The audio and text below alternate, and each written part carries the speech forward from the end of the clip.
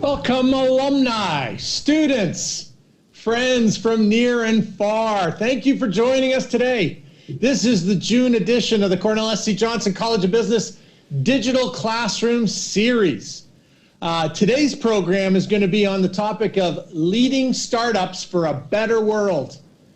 So to entrepreneurs, disruption is another word for opportunity. I think back to Professor Clay Christensen, Harvard Business School's concept of disruptive innovation. You know, it takes a kind of a special perspective and honestly a special kind of a leader to take what looks like chaos and shift it into innovation. And more, ladies and gentlemen, you're seeing Cornell University alumni leading the charge, actually, in startups focused on improving lives and building a better world. I'm Andrew Crowley. I'm the Dean of the Cornell SC Johnson College of Business. I'm actually particularly excited about today's discussion because we're going to feature several of our alums. Honestly, I see our college, the Cornell SC Johnson College of Business, as one of that's going to continue to anticipate the needs and meet the future of business and society head on. Our college serves as a critical hub for the research, the networking of expert faculty and industry leaders within our college across Cornell and beyond. We have an incredible amount of resources across our college that actually can give rise to startups. And this thing I love to talk about, this agile entrepreneurial mindset. From our entrepreneurship and innovation undergraduate minor to the School of Hotel Administration's Pillsbury Institute for Hospitality Entrepreneurship, the Johnson School's Big Red Ventures. We have courses on consulting, tech strategy, micro enterprise, Dyson's Kane Entrepreneurship Scholars. And to be honest, some of the strongest links on this entire campus to the university-wide entrepreneurship at Cornell initiative. We have a world-class faculty in the area of entrepreneurship innovation. I think of my colleagues, Matt Marks, Chris Foreman, Aya Lepinen in the Dyson School, Tom Scriver, Steve Gall, Wes Sine over in the Johnson School. I think about Linda Kanina and Dave Sherwin over in the hotel school. You know, our faculty, students, alumni, and industry leaders are engaging in the development of new products, services, business models, and technologies. Entrepreneurs, business leaders, scientists, engineers in new and established enterprises across the whole range of industries. They're collaborating with us as well. They're benefiting from our expertise. They come here for it. Our college has even called out, I'm proud to say, this theme, this all-encompassing theme called Innovation, Entrepreneurship, and Technology. It's one of our seed-funded interdisciplinary themes that is a mechanism to gather faculty of like mind, faculty and students of like mind across our college. It's clearly an incumbent strength of ours, something that we're trying to galvanize support for across our college, across the university. And I'm just thrilled. Today we're going to talk to a series of alumni about this theme within their education, how it helped them to develop and run their businesses that they are running today. Now you're going to have a chance to interact with these panelists during our program. I'm going to ask you, I'm the moderator, but I'm going to ask you to put your questions in the chat box. We're going to try our hardest to answer all of them during the Q&A section that'll come near the end of the program. But why don't we go ahead and get started with the program itself? I have Natalie Grillon, Sameh Bansal, Musa Pei, and Jamie Edwards. Please join me on the virtual stage. I think everybody can see you now. It's great to have you here. I'm really thrilled. What I'd really like to do is ask each of you, maybe before we dive into the questions, I'm going to ask each of you to take a turn and talk a little bit about yourself, what you're currently doing. And Natalie, I mean, it's the Open Apparel Registry. You're the executive director of that. It's a very cool enterprise. Why don't you start us off and tell us a little bit about yourself, that enterprise that you're involved with? Thank you, Dean Caroli. Yeah, I'm a Johnson School 2012 alumna, based in upstate New York, actually. And as you shared, I'm the executive director of Open Apparel Registry, openapparel.org. It is a global open source database of apparel industry supply chain data. We geocode facilities onto a map, open for anyone to take a look at. We assign a unique ID to facilities, and then our algorithm is processing contributions from across industry to clean and match records.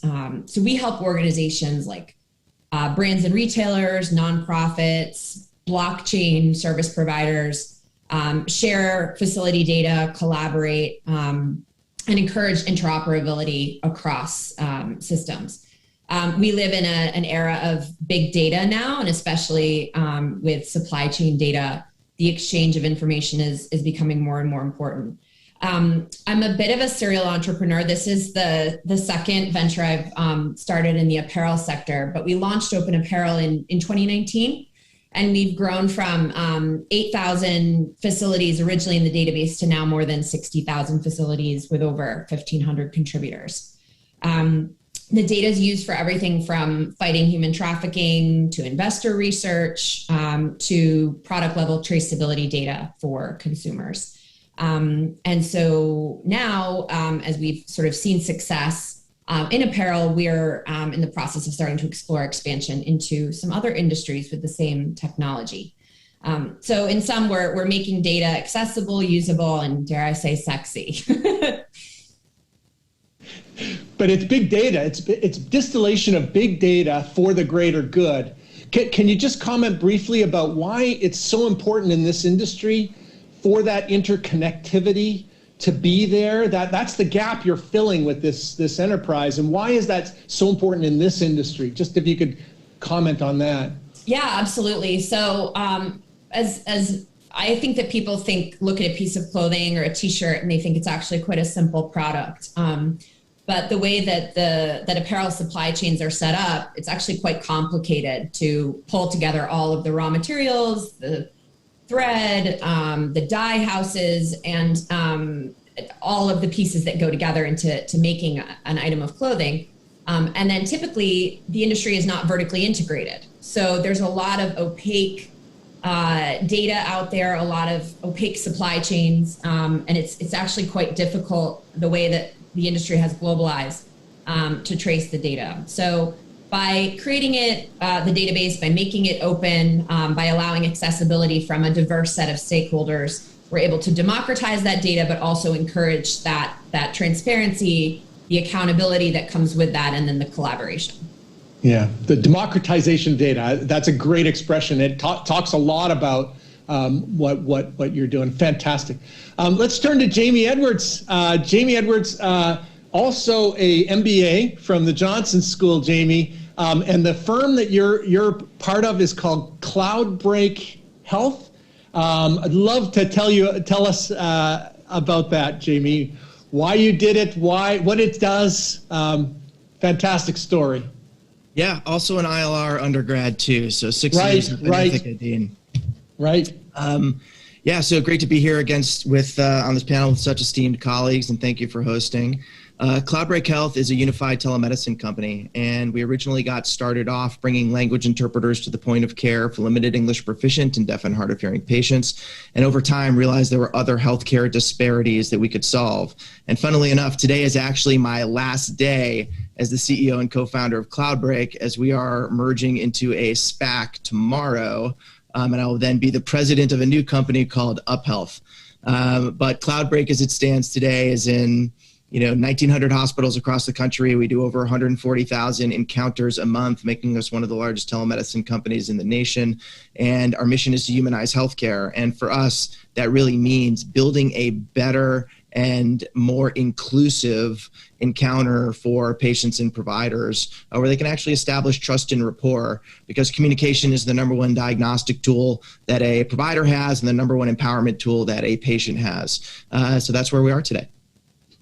That's fantastic, Jamie. Can you comment just briefly, because I'm a finance guy and I know about the SPAC world. I just would love for you to give us a perspective on this organizational form change and the transition and your experience with it, because I know many people are watching the SPAC market, and just seeing it in this social entrepreneurship space is fascinating for me.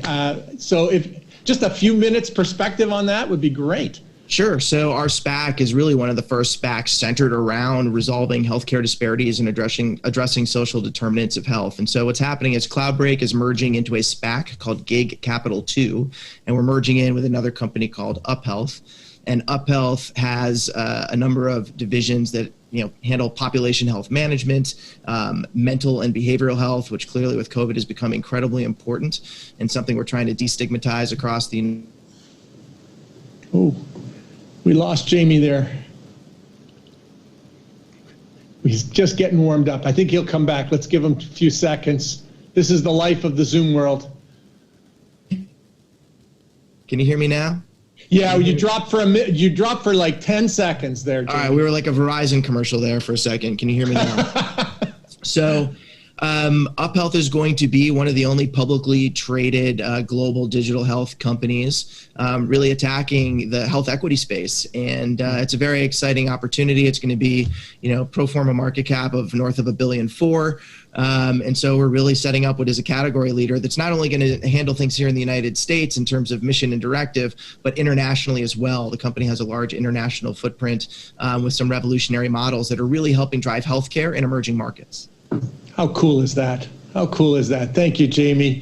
Thank you very much. Let's go to Samay Bansal. You are a brand newly minted graduate of the School of Hotel Administration. Congratulations, Samay. Thank you so much. And we see incredibly exciting things ahead. You have started a couple of ventures, but the one that we'd love to hear from you to talk about is Million Meals Mission, and just where that idea came from and what it is, and some of the incredible work it's doing right now. Samay. Absolutely. Thank you so much. It's a huge honor to be part of this panel. And so Million Meals Mission actually started in 2016 when I was a gap year student between high school and my first year of college. And I'd grown up in Singapore, but spent a lot of time and summers in India, where a lot of my family is. And I'd seen over the years, as many of us may know or see, that there's very high levels of food insecurity and poverty across several parts of India. And I sort of wanted to take that opportunity to try and find a way to support and to provide meals to some of these communities.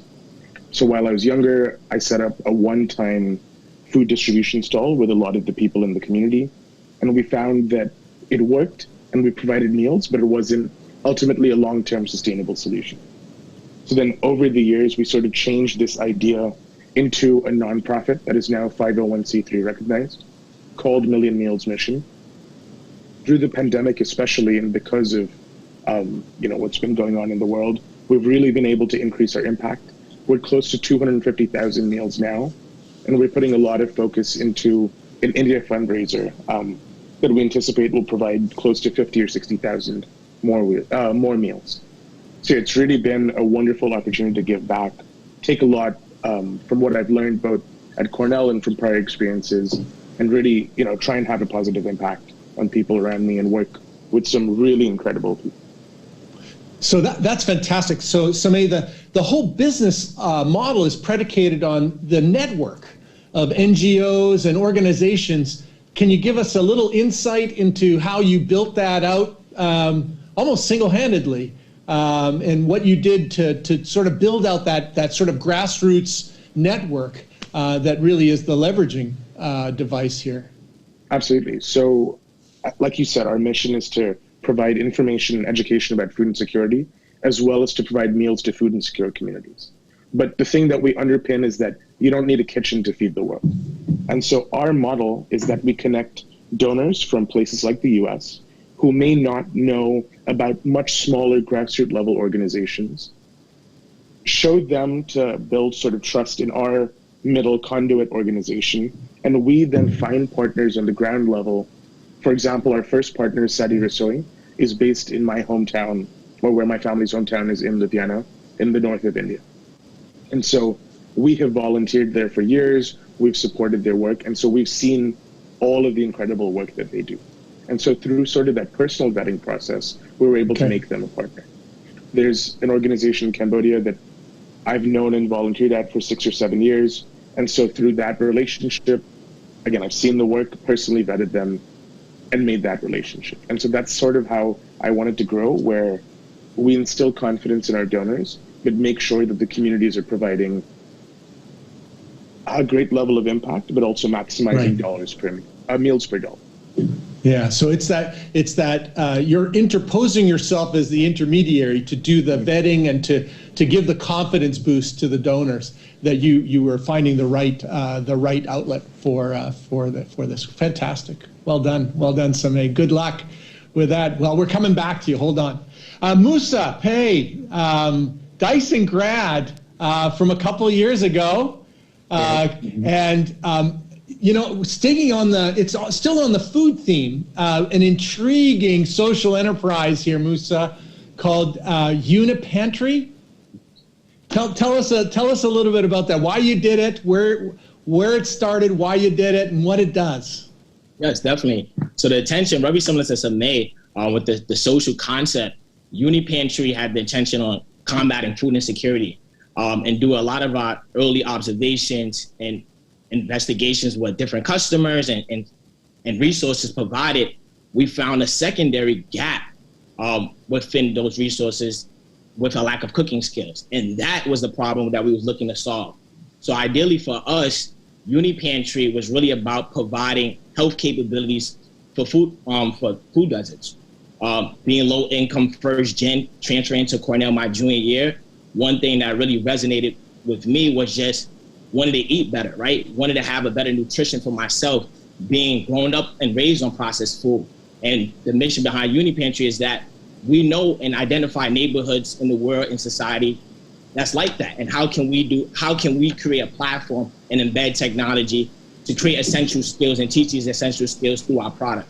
So Unipantry is a social recipe platform that allows TikTok chefs and foodies to discover new recipes and share it with families at home cooks at home.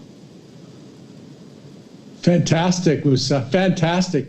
Can you guys get a sense about the importance of how each of you are leveraging technology to take advantage and seize upon, whether it's big data and the open registry, or to access to these different outlets, telemedicine, the whole concepts? It's fantastic. I leveraging technology, not for the sake of technology, but it's all about people ultimately, right? And people in society, then the betterment of. So why don't we go around the horn here, and just, I guess, indulge me here a little bit. Why don't you each pause and pinpoint something that happened in your studies, whether at the Johnson School, the Dyson School, the Hotel School, or frankly, Jamie, if it's ILR, that's great too. But some experience, some learning experience, curricular, co-curricular, that was path defining, and that you can see put you somewhere on the path to where you are today. Sameh, it's recent experience. For others, it's a few more years past that. But I suspect there's something you can probably pinpoint that might have been an important pivot or a catalyst. So why don't we start with Natalie again, if you don't mind, Natalie? Yeah. Something you can think about? I think it's hard to pinpoint one thing. I probably could list a bunch of different experiences that I think fed into it, but one overarching piece of the experience for me at Cornell was the Sustainable Global Enterprise Center at Johnson. The curriculum offered there, the network of organizations that have come through that center, and the alumni, and just, I think in total, like the way that we were able to really learn systems thinking and all of the different pieces that you need to look at as an entrepreneur. You obviously need to focus on product and market fit and your customer, right? But in the world we live in today, especially if you're looking at social and environmental impact, you have to look at the entire system. And I think that the SGE curriculum and the center and my classmates really helped me to center that and always keep that in mind as we develop the open apparel registry strategy and beyond.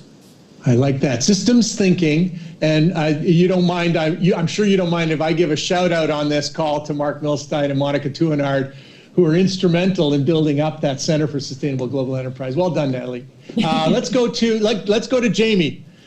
He might pick ILR, he might pick Johnson. Let's hear what he says. Jamie Edwards. I'm going to do both because I was an undergrad, but I took this class in the business school. So okay, all right. I remember very fundamentally taking the entrepreneurship and personal enterprise class with Professor Ben Daniel, who became a mentor to me. And in that class, he taught me what really the art of entrepreneurship was all about, which is taking something, an idea in your head and making it real and making it impact people.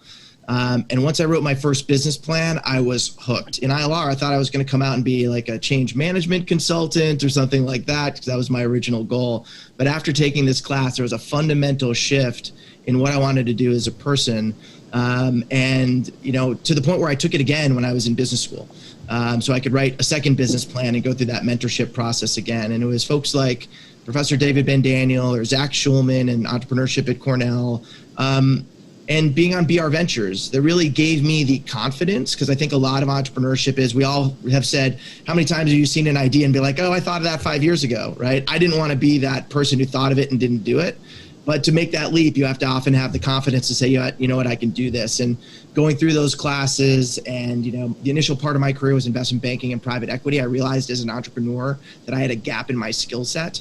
And so I went out to fill that gap first before becoming an entrepreneur. But once I filled that gap, I always knew that was a means to an end to actually be able to go out and impact people on a massive scale. And so that's been the mission. It's been improving people's lives and using the company as a vehicle to do that. But it was definitely that class. Yeah. So, ladies and gentlemen, Professor David Ben Daniel passed away several years ago. And what a legacy he left behind. Of many individuals like yourself, Jamie, that really have followed up on it. And by the way, that business plan pitch process that he instilled in you was not fun, right? It was rigorous. It was not a light touch effort. He really put you through the ringer, right? Absolutely, absolutely. Out of swords are brandished by fire, right? It's exactly right. He had the office next to me. I legacy from the Johnson Graduate School of Management, and he was in the office next to me on the third floor. And I loved all of my interactions with Professor Ben Daniel. What a great story. Let's go to you. Let's go to you, Samay. Samay, a recent experience, but you can pinpoint, right?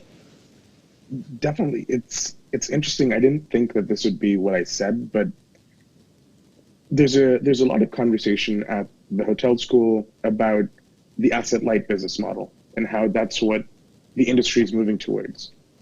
And it's something that I found myself saying over and over again about Million Meals Mission. Keeping our organization as sort of lean as possible, not actually owning the warehouses or not owning the trucks or any of that allows us to work with all of the partners that we do to maximize the impact and maximize what we say is meals per dollar.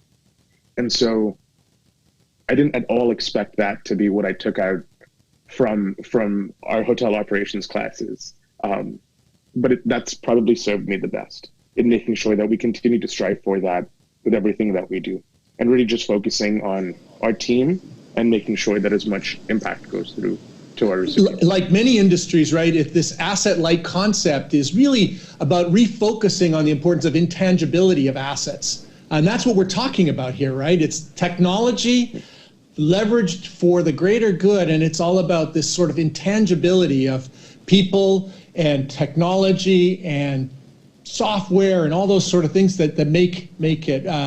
And it's the hotel ops classes that really hammered that home for you. So, I mean, that's great. That's great. Okay, Musa, you're up. Dyson, where? It could be inside Dyson, could be elsewhere on campus that influenced you as well in your thinking, your entrepreneurial mindset here. You have to unmute, Musa. Oops, sorry about that. There we go. I think So I think the class that definitely provided the most impact for me was Actualizing Your Startup, which is associated with the ELAB program that we have at Cornell, that's led by Ken Rother and Steve Gao, that does a phenomenal job really kind of teaching the portfolio companies that we have in there about building a lean business model, right? Like understanding what defines product market fit and going through those blocks and understanding that, hey, it's about collecting customer feedback. And I think when you provide that expertise and those resources to students who are looking to solve problems in the world, it does a lot to kind of just help you with your structure, your layout, and just how you want to think about leveraging your creativity and mix and matching different unique things to solve that particular problem. So I think that class definitely helped me just kind of understand and expose me to the expertise and the tools needed to develop a sustainable business. I love it. I love it. So you know what I really enjoy about that story, Musa, is talk about several degrees of freedom. When you talk about Ken Rother, big shout out to Ken and to Steve Gall, okay? But what's beautiful about that is they think of themselves as disciples of the good Professor David Ben-Daniel. And so you're seeing the legacy of influence that Jamie was talking about through people like Steve and Ken and others, Brad Treat, Tom Scriver, who are part of this sort of actualizing their startup, that whole mentality. It just shows to me that this is so much part of the DNA legacy of what we have here in the college, and that we just, as in my role, I mean, it's just something you got to celebrate. I love hearing and I like hearing these stories and putting the connections together. And and you're taking it all forward. So thank you for indulging me on that. I suspect the many listening in are enjoying all this. So here's something again another indulgence, and we'll try and get each of you to jump in on this. So I've been talking a lot about the mission, vision, and value statement of our Cornell S.C. Johnson College of Business. This is the College of Business that is that which represents the structure for each of the three schools from which you legacy as alums, proud alums, and we love that. And the mission says that we aspire to be the preeminent college of business that develops principled business leaders who think responsibly about a sustainable shared prosperity. And this is what we project. We are projecting to the world. We will continue to project. I will keep, and I have been hammering this theme home. So now I'm asking you, each of you in turn, principled leaders thinking responsibly about a sustainable shared prosperity, business for a shared prosperity.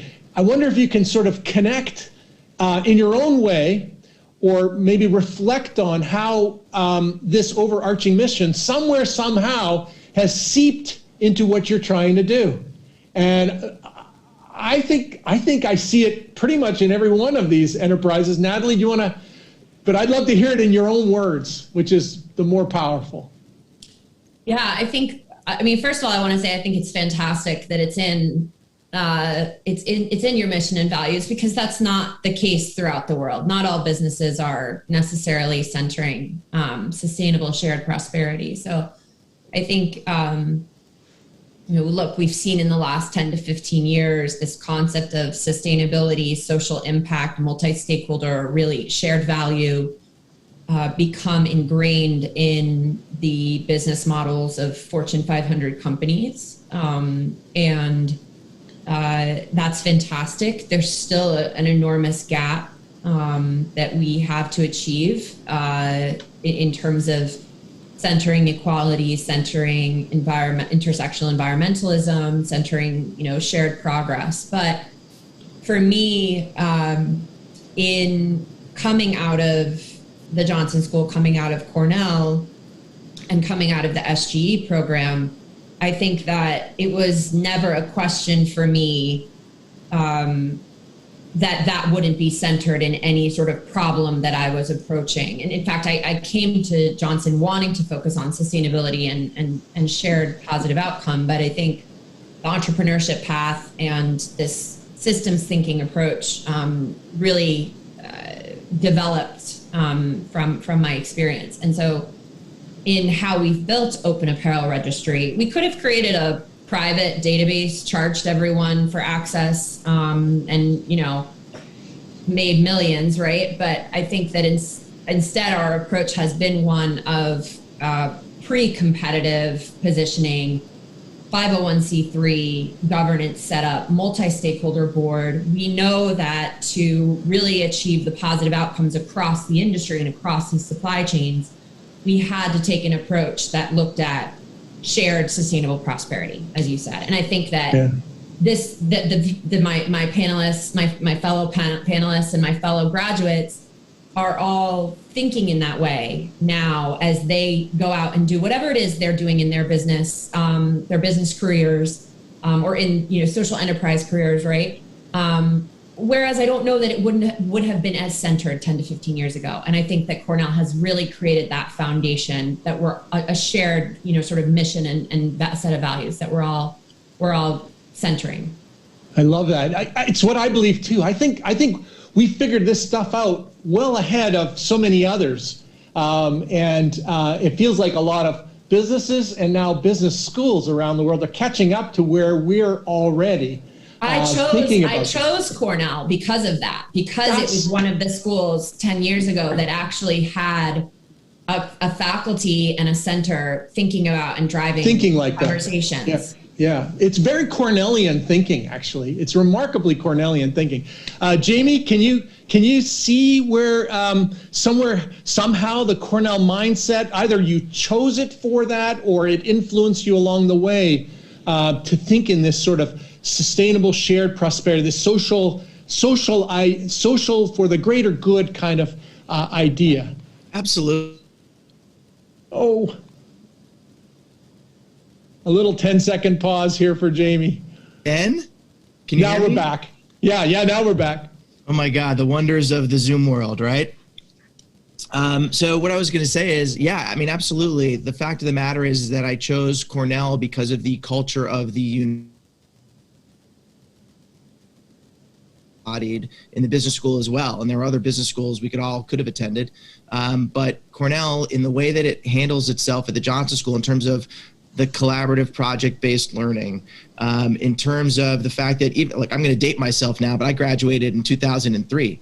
And even back then, sustainability was top of mind for everybody. And one of my fellow graduates, Bennett Thomas, has then pursued a long career in sustainability. And it was all about taking a look at companies back then like Patagonia and what they were doing to really embody what was a better business model. But a lot of that also comes from, I'll go back to my entrepreneurship and personal enterprise class again. You know, Professor Ben Daniel was very clear that entrepreneurship is about impact. It's not about money, right? The money is the result of having impact.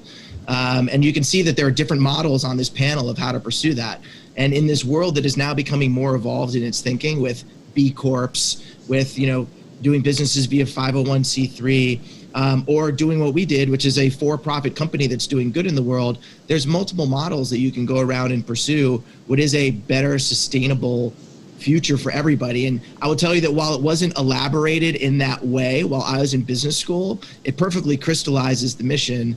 And we were talking about it even as we were going through this SPAC process, that the world needs more we and less I, right? And that's really what we're trying to do as a business, is create the we. And a lot of that comes from where you fit in your sense of community. And the Johnson School provides that community that allows you to then say, well, now that I'm part of this community, how do I want this community to view me, and how can I benefit this community? Yeah. And that's really what it's about. Yeah, and I hear that in each of the three schools that make up our college. I hear about the fact that it's so organic and so natural to be so collaborative in your thinking in getting from A to B. And it sort of infuses, it looks like it infuses our alums that go off and be successful. Samay, can you link this, connect it, or did this resonate for you as you were choosing to come to the hotel school? Or is it something that was fostered there, or both? So something what Jamie said actually was really struck home with me, because I spent my first year at Tufts University and then I transferred. And probably the biggest thing drawing me to the hotel school, apart from, you know, being a great school for learning about hospitality, was the sense of community, was how much people speak about the community that you have, about the alums and how willing they are to invest in you and invest time in you. And so that was a big draw to the hotel school. As far as sort of universal prosperity is concerned, that underpins a lot of what we do. One of our biggest goals is, or our vision is, the eradication of systemic food insecurity. And that's very much in line with the United Nations Sustainable Development Goal 2 of zero hunger. That's right. So it really does direct what we do, and it's sort of our North Star in terms of all of the efforts that we're trying to work on are aiming towards some level of shared prosperity for our stakeholders, in this case, our recipients. Yeah. It's fascinating. You mentioned the SDGs, Sustainable Development Goals, so central to the thinking that we're imparting. You talked about zero hunger, but it's about so much across our curriculum. The issue of building sustainable cities and development, gender equality, accessibility. Just the whole concept of shared prosperity writ large across the 17 SDGs. Beautifully put, connecting there. Sameh, and food and zero hunger is also a big part of your thinking, Musa. And can you pinpoint anywhere or how this sort of mentality of shared prosperity, sustainable shared prosperity, was infused while you were here at Cornell, or just sort of thinking about that, or was it just sort of unsaid and natural?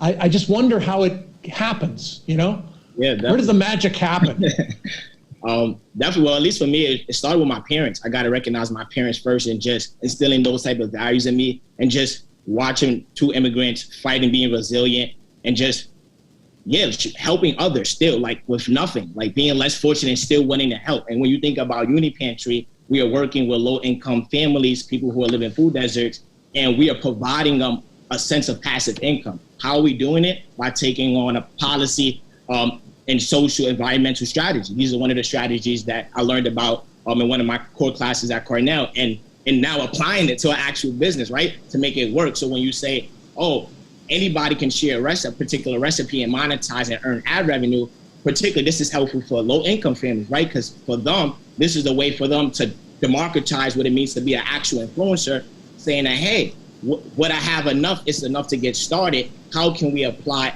technology and different strategies that we have learned in Cornell curriculum to now improve social change, right? Get into social change, look at those particular problems and make reality happen.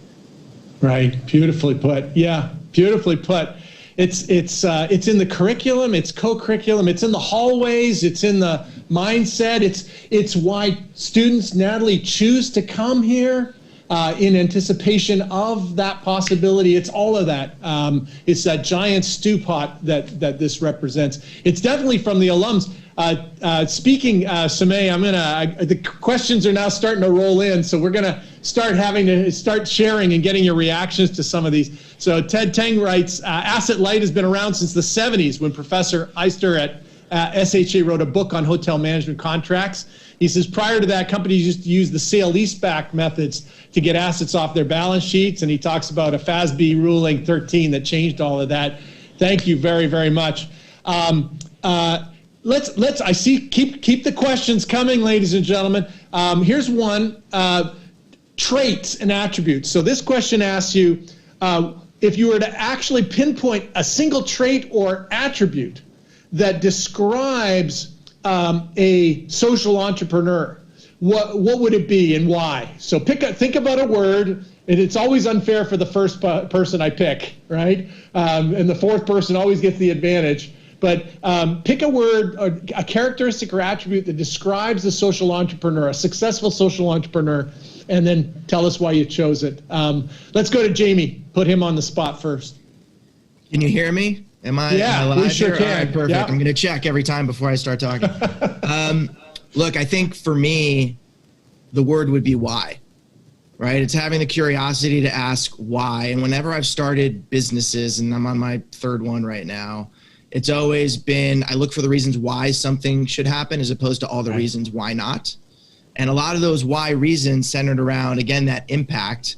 that we're talking about having. And so why, is there not a level playing field in healthcare today? And use that as the first question, and then take you down your curiosity path that leads you to the eventual peeling back of the onion and the problem that you're going to be solving. For me, that's a big driver of, how you create value. Yeah, it's the core of the value proposition, right? Curiosity. I like that one. Let's go to Natalie next. Single word and why. I would say grit. Grit. I think building a social enterprise requires wading into some areas that people haven't tackled before for a good reason.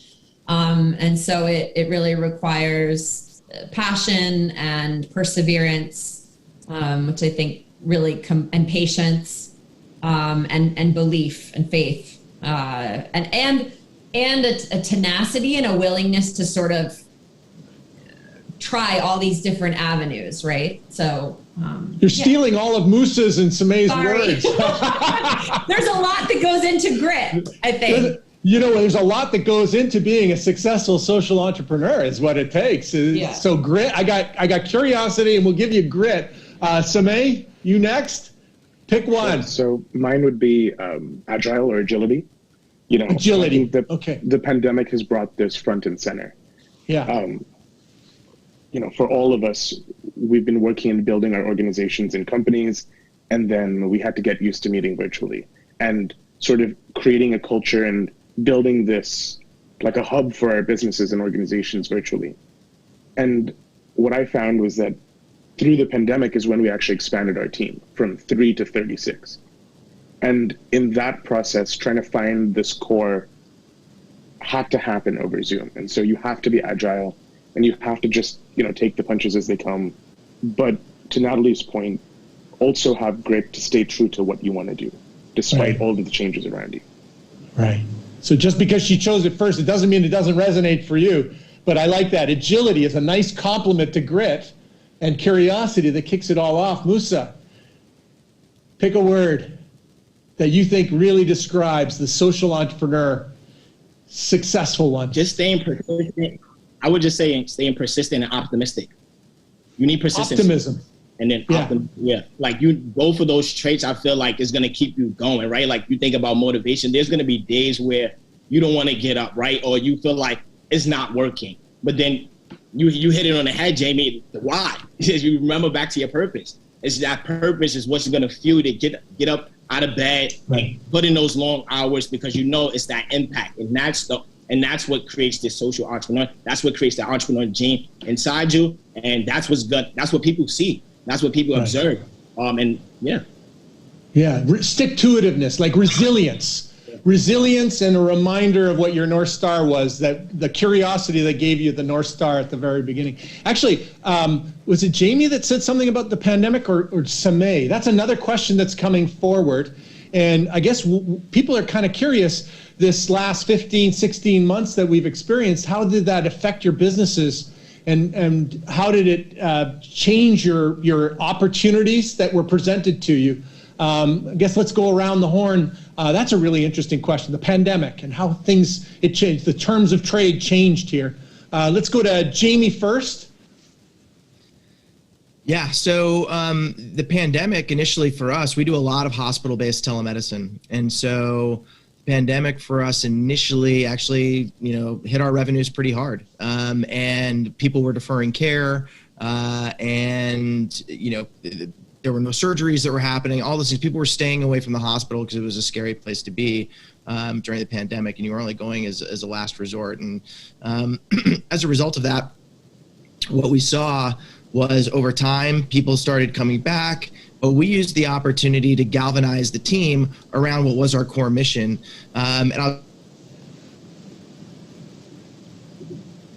Don't give up, Jamie. Hear me? Oh, wait. Can you hear me Just now? the last 10 seconds. Keep going. Yep. Can you hear me now? Okay, good. Yeah. All right. So what I was saying was, I think the pandemic had a lot of silver linings, and from our perspective, it was, obviously a global tragedy, but all of a sudden we consider ourselves one human race and not a diverse group of people who were, we were all fighting for the same thing at that point in time. And it filled me personally with a lot of hope. And we used that hope to galvanize the team to create new products and accelerate our product roadmap. And we launched a telequarantine solution into market that really helped protect frontline healthcare workers, and we offered it for free because that was like the right thing to do. So I don't know, a lot of opportunity and silver linings came out of the pandemic, and we learned a lot. And shame on us if we go back to the way that things were and not use that opportunity to really realize our future. Yeah, there's agility for you, right? To pivot to what did you call it? Telequarantining. Telequarantine. Yeah, it was a new solution we launched. Yeah. Natalie, pandemic. We've been a remote organization from the beginning, so we were well set up structurally to adapt. We're very familiar with Google Hangouts and Zoom, but in terms of the impact on our business model and stakeholders, I think we quickly realized, and we all experienced this, right, with the PPE shortages, that was coming from supply chain issues.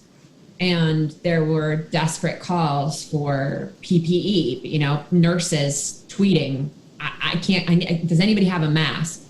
I actually arranged a pickup in New York City with a nurse to give her like some of the masks I had, right? So we were all panicking. And so we quickly, speaking of agile, quickly developed an ability to tag facilities in our database as PPE facilities. And created a filter in the search. We added a set of data that we wouldn't, normally have even started to be looking for from apparel perspective, right? But that we expanded the database, and so we were able to provide that service for the supply chain procurement organizations that were trying to solve that problem. Yeah, good. So, May, you were the one that actually mentioned the pandemic. How did it matter to the Million Meals mission? Yeah, there were some huge impacts for us.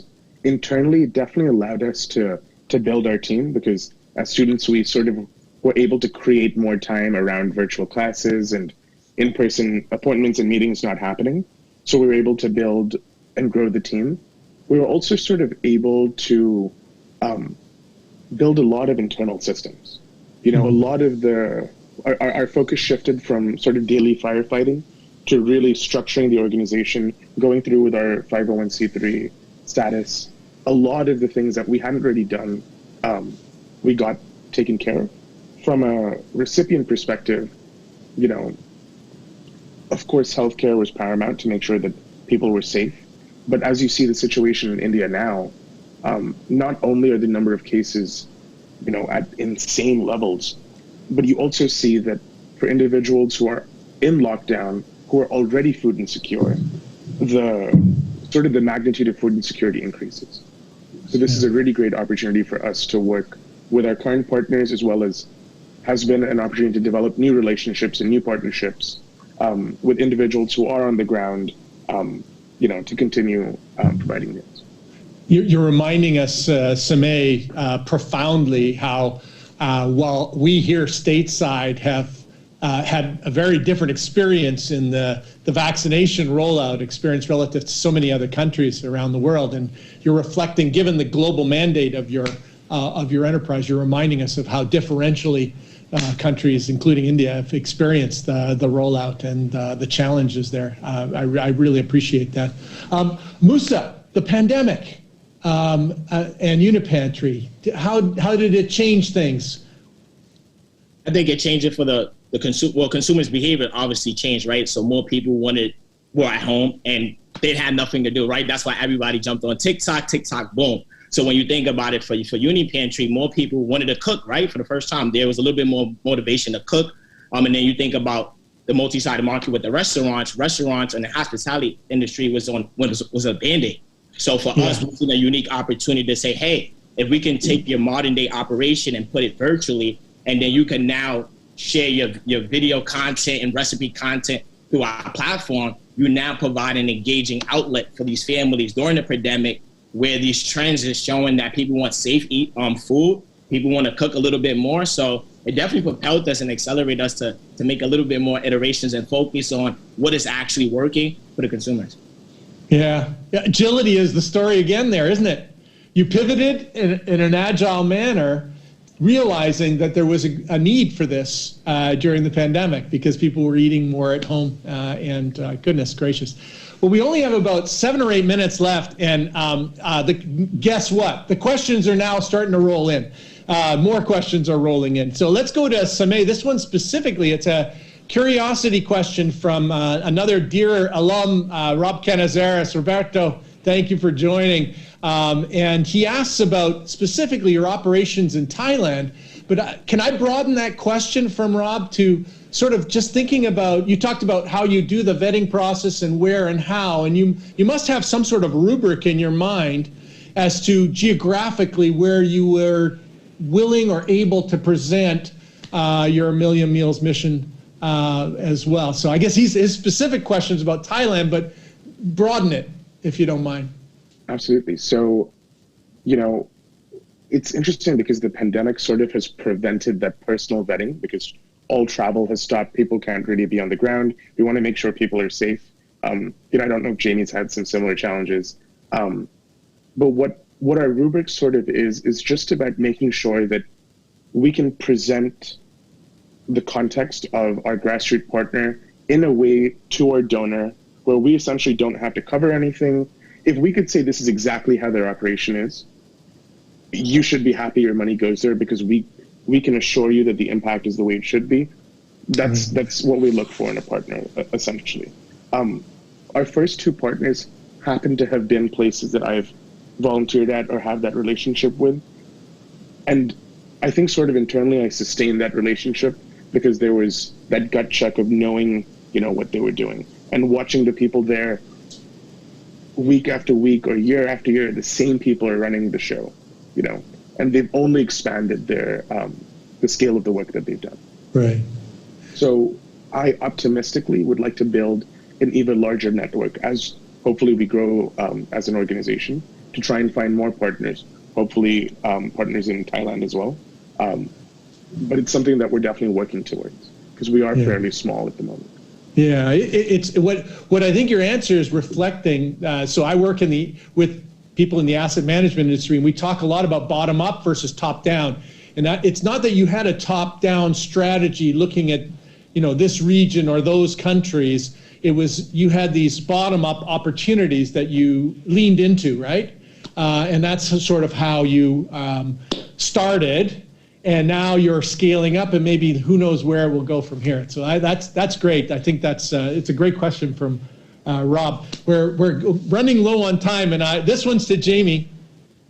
So try this one on for size. If you didn't start your career as a social entrepreneur, Jamie, how did you transition into your roles and leverage the experience of a more traditional finance role? So I think the question is linking to, you know, what could have been had you not done this kind of question, I think. That's how I'm interpreting it. It's possible that you might have seen me today still being, you know, in an investment bank somewhere as an MD or something like that. But for me, the investment banking was always a means to an end. And I think what I'm about to say will hopefully resonate with Sameh and Musa and Natalie, which is that good business is about good storytelling, right? And the same thing can be said to your career and how you position yourself. So, you know, I learned a lot in finance. I learned that, you know, financial statements tell a story of the business the same way their PowerPoint presentation does and the same way the mission does. All of it ties together into one integrated package. And so I was able to then maneuver myself to say, well, I know how to raise capital. I know what makes a business run well. I know how to make mission real. And so how does that then translate into social impact? And I looked for businesses that I could either help found or that I could get involved with. And look, being involved with healthcare goes a long way. We all know the healthcare system is intensely screwed up and that there's just a lot of chaos. You know, we mentioned chaos before, Dean, before, right? So yeah, that chaos and innovation standpoint, like no industry needs it more than healthcare does. And so that was an easy way to transition. Yep. Yep, the point is well made. Thank you. Thank you. We lost the last 2 seconds, but we think we heard the message. We felt the sentiments. It was clear. It was clear, Jamie. Way to go, man. Way to go. Thank you very much. Well, how about this? Let's go around one more time, real quick. 15 seconds each. I'm surprising you. We didn't prep this part at all. So imagine that you can now speak to a group of the students in what each of your respective legacy schools. Just a quick message for them, being the successful social entrepreneurs that you are. Quick message to them as we go around. I don't know, is this the easiest thing for Samay, who's just graduated? Samay, go first. Sure. I would say, hey, hopefully knowing most of the faces in the room or some of the faces in the room. And then I would say, you know, the greatest thing I took out of my experience was the community and the fact that community empowers you to do literally whatever you want. Surround yourself with incredible people because that's what you need. And then your experience and their experience will take over. Fantastic. Think community. Let's go to Musa. Musa, you're next. You're on the spot. 10 seconds. Take bold bets and network with a lot of people. Same idea. Network. Take advantage of the community. Natalie? I was going to say, it's just very specifically like reach out to alumni. The Cornell Alum Network is incredible and has helped me so much. It's a great strength, incredible strength of ours, right? Jamie, last shot at this. Hopefully everyone can hear me. I'm going to go with servant leadership. I think one of the things that I realized very early on is that I was there to serve my team and not the other way around. I've worked in some authoritarian regimes and they are never fun. And so for me, it was like, I realized that my job was to make sure that all of my employees and all of my teams, like I work for them. And it was my job to make sure they had mentoring, coaching, and everything else. So when you think about leadership, to me, that's what true leadership is. Yeah. Life is service, said E.M. Statler, one many years ago. Well, you guys, what a great conversation.